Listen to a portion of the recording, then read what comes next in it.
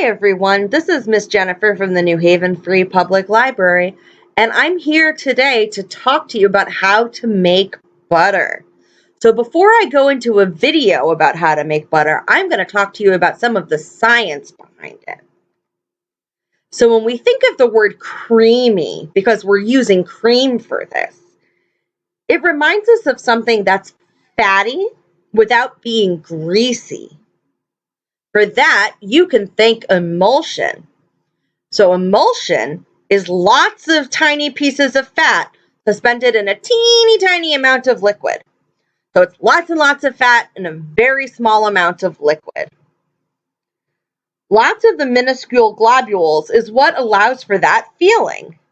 If they were instead large enough to be felt by your tongue, it would kind of feel like you were drinking oil and water instead of drinking cream. But fat hates water, and triglycerides, which are the giant red E's that you see, are fat. So they are protected from water by phospholipids. And the phospholipids in this picture are the blue circles with the red squiggly lines that form an arc on the right-hand side of the screen. As you whip the cream, the rows of protective phospholipids break apart, so the water-hating triglycerides find each other and stick together. The fats that can't find others to hang out with instead attach to the air molecules. With enough of these fat and air pairs, we get whipped cream. So when we keep mixing past the point of whipped cream, we start to form butter. We do that by smashing the fat together, causing more and more of the water-hating parts to stick together. Once enough fat is broken up, there's no more need for triglycerides to pair with air, and the water that was held in suddenly and dramatically separates from the butter. So that's the basic science behind how to make butter. Now, I'm going to show you a video of 2 different ways you can do it at home. All right, guys, now that we've learned some of the chemistry behind cream, I'm going to show you 2 different ways to make butter. The first way is the easy way. The second way is more fun, though. So for this easy way, what you're going to need is some heavy cream. This is just a big one, but you don't need that much. And you're going to either need a food processor or a blender. So what we're going to do is we're going to pour some of our heavy cream into our food processor. I think that's plenty. You don't have to measure it. The more cream you put in, the more butter you're going to get. So once that's in, we're going to put our cover on and we're going to let it run for about 2 minutes.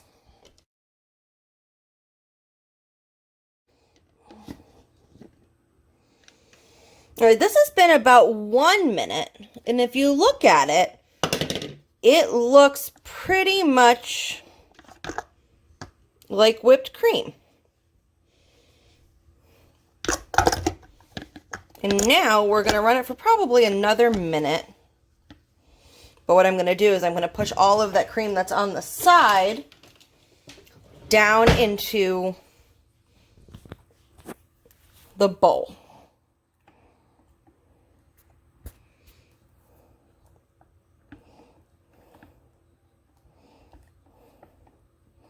And being honest, it's probably going to splash back up again.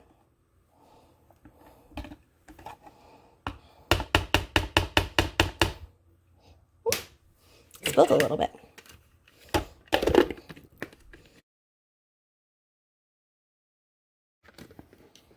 Let's take a look. Yeah, it kind of looks the same. Maybe I didn't put enough. I don't think I put enough heavy cream in.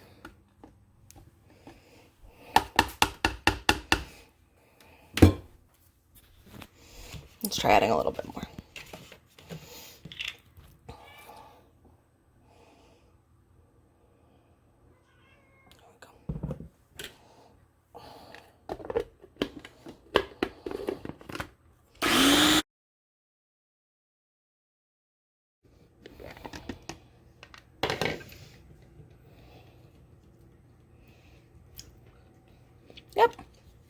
That's about right.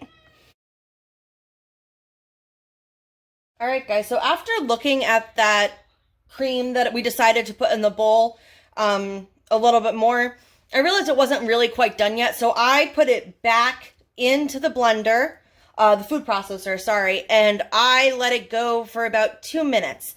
Now let's take a look and see what it looks like.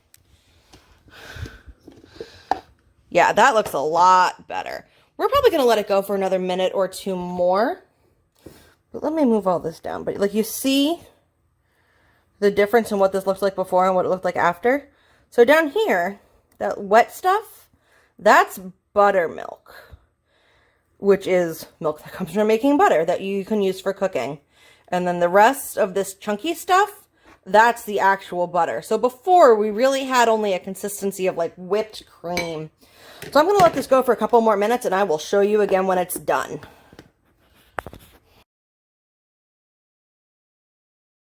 All right, so I've put this back in for a little bit, and let's take a look what it looks like. You can see all that sloshy buttermilk. So what we want to do is we want to pour that out. Now, if you have something that you need to cook, bake using buttermilk, you can absolutely save this. There's nothing wrong with it. I just have nothing that I need it for before it will go bad. So we're going to pour our buttermilk out, and then what we're going to do is we're going to get our butter into a bowl with clean hands. And there's still going to be some buttermilk in that.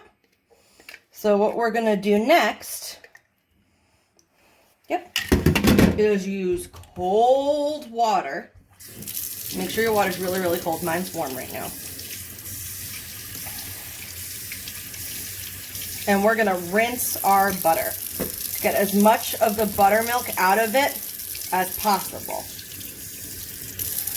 And this is where you're going to knead your butter a little bit to really make sure all of that buttermilk is out. So you can see all the buttermilk dripping out of that right now as I squeeze it. Want to rinse and squeeze, rinse and squeeze to really get all that buttermilk out. Because if there's buttermilk left in your butter, it is going to go bad faster than if there's no buttermilk in it. So if you get all the buttermilk out, this will be good for 2 to 3 weeks. But if you don't get all the buttermilk out, this is going to go bad in about a week. You really want to rinse it really good. Knead it a little bit to get that buttermilk out. And then you're going to want to store this in an airtight container. So like a Tupperware or something like that until you use it all.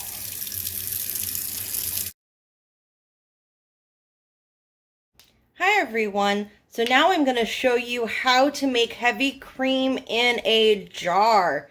And I have a friend of mine who is actually my husband who is going to be here to help us. Can everyone say hello to Albert? Albert says hi. All right, so what we're going to need for this is our heavy cream, and then we're going to need a clean jar. You can use a mason jar. This is a plastic pasta jar. You've got to make sure that it's cleaned out, and it's important that it has a lid. All right, so what we're going to do is we're going to take our jar and we're going to fill it up probably halfway with cream. Yeah, about that much. We're going to put our lid on it and we're going to shake it for like 1 to 2 minutes, and that should give us whipped cream, and we'll look at it then. Ready? Go. Really, really, really hard. Really, really, really fast. And you're going to shake it until you stop hearing it slosh around, so you're not going to hear any more noise.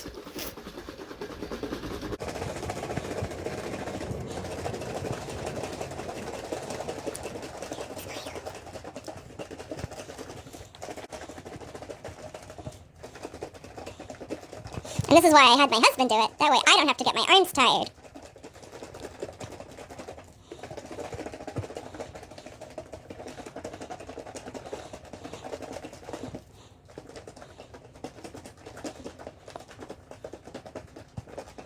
Does it sound different and feel different? It sounds different. All right, let's take a look. Let's take a look. Let's put it down.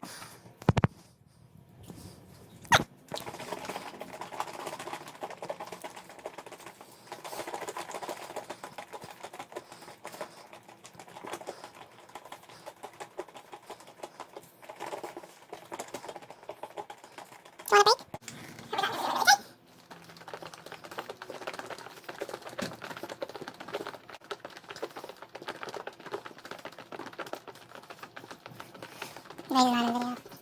Huh? My face wasn't in video.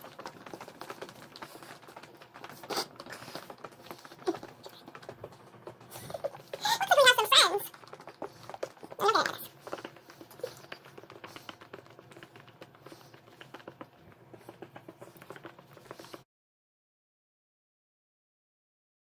Hey everyone, so after shaking it a bit more, I decided to switch to a glass rather than a plastic one, and it seems to be working better. So we're gonna check back in a little bit. I just got it to stop making noise. So that's telling me it's almost whipped cream. You're gonna keep shaking. You're gonna start to hear a noise again. That's the buttermilk separating from the cream. So once you do that, you're gonna shake, shake, shake, shake, shake until you've got a big clump of butter, and you should be able to see that in your jar. So we'll see you again in a little bit. All right, guys, so we've been shaking this for a long time. Now, if you can you see through the glass, see all the liquid and then that chunk of butter? So it took me about 20 minutes of shaking this to get it all the way there. But if you used a smaller jar and less heavy cream, it probably wouldn't take that long. So what we're gonna do with this is the same thing we did with the one we did in the blender. So we're gonna open it up. And if you have something you can use the buttermilk for, go ahead and use it. You can save it. Or we're gonna pour it out.